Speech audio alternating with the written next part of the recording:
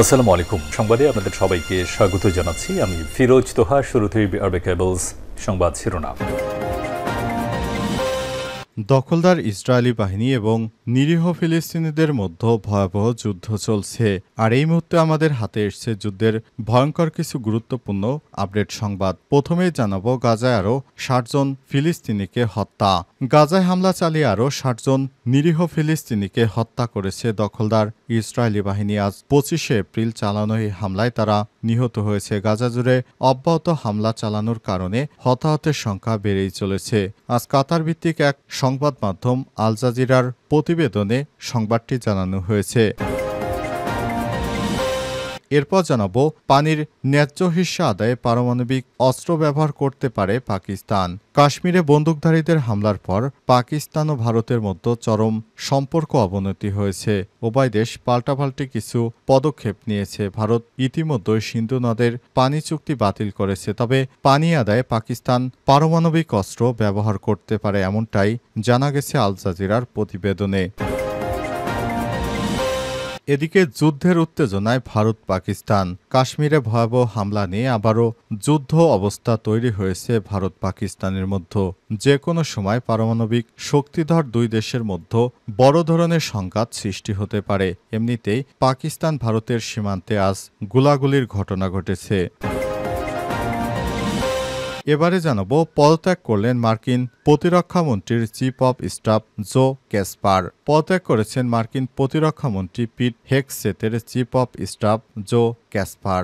আজ বিষয়টি জানিয়েছে প্রতিরক্ষা মন্ত্রণালয়ের একজন জ্যেষ্ঠ কর্মকর্তা। পেন্টাগনের শীর্ষ নেতৃত্বে সাম্প্রতিক রদবদলের মধ্যে এটি একটি খবর এএফপি।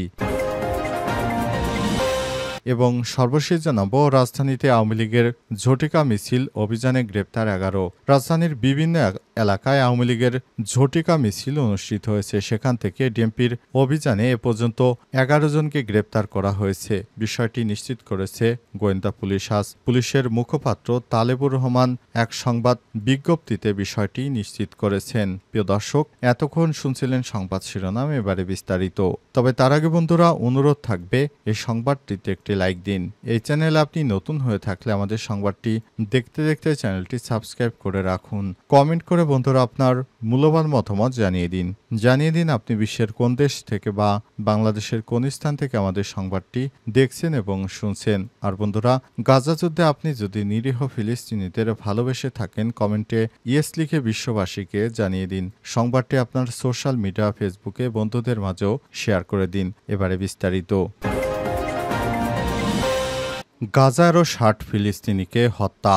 গাজায় হামলা চালিয়ে আরও ৬০ জন নিরীহ ফিলিস্তিনিকে হত্যা করেছে দখলদার ইসরায়েলি বাহিনী। আজ চালানো হামলায় তারা নিহত হয়েছে। গাজা জুড়ে অব্যাহত হামলা চালানোর কারণে হতাহতের সংখ্যা বেড়ে চলছে। ১৮ মার্চ যুদ্ধবিরতি লঙ্ঘন করে হামলা শুরু করে দখলদার ইসরায়েলি বাহিনী। এরপর থেকে প্রায় ২,০০০ ফিলিস্তিনি নিহত হয়েছে, আহত হয়েছে ৫,২০৭ জন।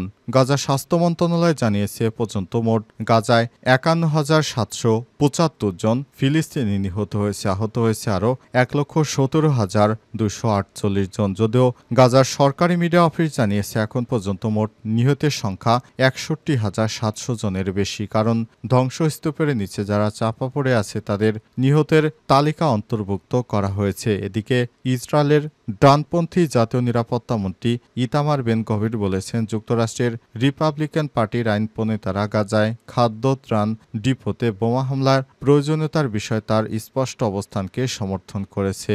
এর অর্থ দাঁড়ায় গাজায় হামলা আরও জোরদার করা হতে পারে। এর আগে ইয়েমেন থেকে ইসরায়েলে ক্ষেপণাস্ত্র হামলা চালানো হয়। ইসরায়েলের সামরিক বাহিনী জানিয়েছে ইয়েমেন থেকে ক্ষেপণাস্ত্র হামলার কারণে হাইফা, কিরিয়াত আতা এবং পশ্চিম গ্যালিলিও সহ উত্তর ইসরায়েলে বিমান হামলার সাইরেন বেজে ওঠে। ইসরায়েলি সামরিক বাহিনীর এক বিবৃতিতে জানায় তারা বিমান প্রতিরক্ষা ব্যবস্থায় সক্রিয় এবং ক্ষেপণাস্ত্রটি সফলভাবে বাধাগ্রস্ত হয়েছে। পানির ন্যায্য হিস্যা আদায়ে পারমাণবিক অস্ত্র ব্যবহার করতে পারে পাকিস্তান। কাশ্মীরে বন্দুকধারীদের হামলার পর পাকিস্তান ও ভারতের মধ্যে সম্পর্কের চরম অবনতি হয়েছে। উভয় দেশ পাল্টাপাল্টি কিছু পদক্ষেপ নিয়েছে। ভারত ইতিমধ্যে সিন্ধু নদের পানি চুক্তি বাতিল করেছে।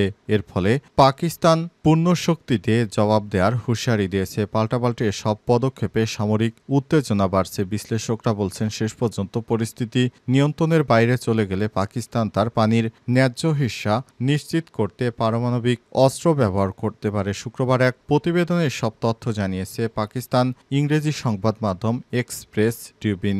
সংবাদ মাধ্যমটি জানিয়েছে, ভারতের জম্মু এবং কাশ্মীরের পেহেলগামে পর্যটকদের উপর ভয়াবহ হামলার পরিপ্রেক্ষিতে ভারত একতরফা সিন্ধু পানি চুক্তি স্থগিত করার সিদ্ধান্ত নিয়েছে। এই সিদ্ধান্ত ভারত পাকিস্তান উত্তেজনা চরমে পৌঁছে উঠেছে।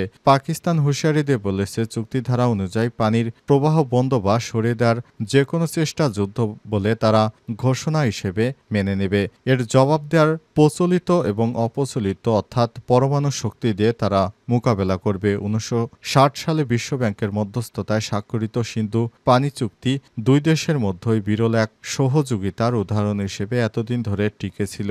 এই চুক্তির আওতায় পাকিস্তান সিন্ধু নদের জলধার ব্যবহারের উপর অধিকতর নির্ভরশীল, কারণ দেশটির কৃষি ব্যবস্থাপনার প্রায় 90% এই পানির উপর নির্ভর করে। ভারতের cabinet committee on security CCS গত বুধবার পেহেলগামে হামলার জেরে এই চুক্তি স্থগিত করার ঘোষণা দেয়। তারা আরও জানিয়েছে, পাকিস্তানের উপর চাপ বাড়ানোর অংশ হিসেবে এটি গুরুত্বপূর্ণ পদক্ষেপ বলে জানিয়েছেন তিনি।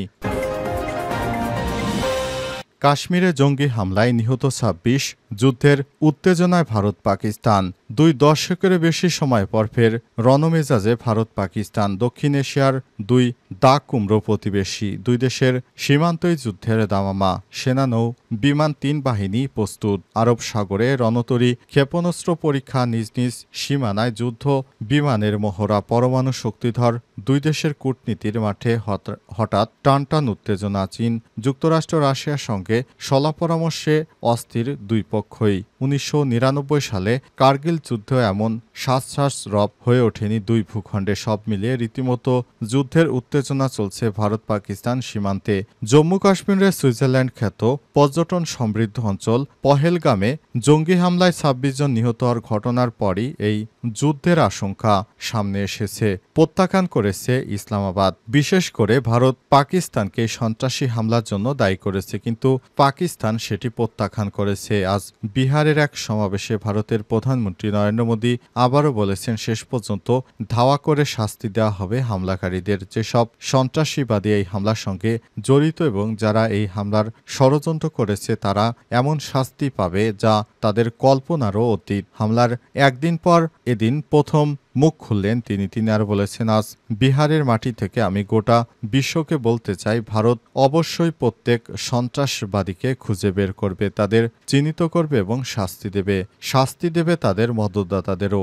140 কোটি ভারতীয়দের ইচ্ছাশক্তি সন্ত্রাসবাদীদের কোমর ভাঙবে। শুরু থেকেই হিন্দিতে ভাষণ দিছিলেন মোদী, কিন্তু ওই বক্তব্যের মধ্যেই ইংরেজি ভাষণ শুরু করেন তিনি। মনে করা হচ্ছে সন্ত্রাসবাদের মোকাবেলায় ভারতের অনমনীয় অবস্থান গোটা বিশ্বের কাছে স্পষ্ট করতেই জঙ্গিবাদের শাস্তি দেওয়ার কথাটি তিনি ইংরেজি ভাষায় উচ্চারণ করেছেন। রাজধানীতে আওয়ামী লীগের ঝটিকা মিছিল, অভিযানে গ্রেপ্তার 11।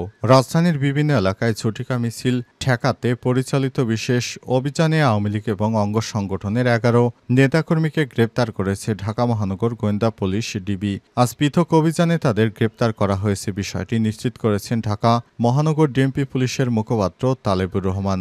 গ্রেপ্তারকৃতরা হলেন বংশাল 33 নম্বর ওয়ার্ড যুবলীগের সহসভাপতি আসাদুল্লাহ শিপলু 45, 8 নম্বর ওয়ার্ড আওয়ামী লীগের সভাপতি শাকিল আহমেদ 56, একই ওয়ার্ডের আওয়ামী লীগের সদস্য মোহাম্মদ হাবিবুর রহমান হাবিব 45, ঢাকা মহানগর উত্তর ছাত্রলীগের সহ সম্পাদক আসলাম চৌধুরী 24, যাত্রাবাড়ী থানা আওয়ামী লীগের নেতা এবং অর্থ সরবরাহকারী মুবাশ্শের রহমান 55, ঝালকাঠি জেলার কুশঙ্গল ইউনিয়ন আওয়ামী লীগের যুগ্ম সাধারণ সম্পাদক মোহাম্মদ রুহুল আমিন 54, সাবেক মেয়র মোহাম্মদ কোটালীপাড়া উপজেলা আওয়ামী লীগের যুগ্ম সম্পাদক মোহাম্মদ কামাল হোসেন ৬২, উত্তর পশ্চিম থানা শ্রমিক লীগের যুগ্ম সাধারণ সম্পাদক মোহাম্মদ বাবুল আজাদ হোসেন ৫২, শেরেবাংলা নগর থানার ৯৯ নং ওয়ার্ড যুবলীগের দপ্তর সম্পাদক মোহাম্মদ রেজাউল করিম রানা ও মিরপুর থানা স্বেচ্ছাসেবক লীগের যুগ্ম সাধারণ সম্পাদক মোহাম্মদ শাহজালাল ৪৫। ডিবি সূত্র থেকে জানা গেছে, রাত ৮টা ৫৫ যাত্রাবাড়ি এলাকা থেকে মোবেশ্বর রহমানকে এবং বৃহস্পতিবার ২৪ এপ্রিল রাত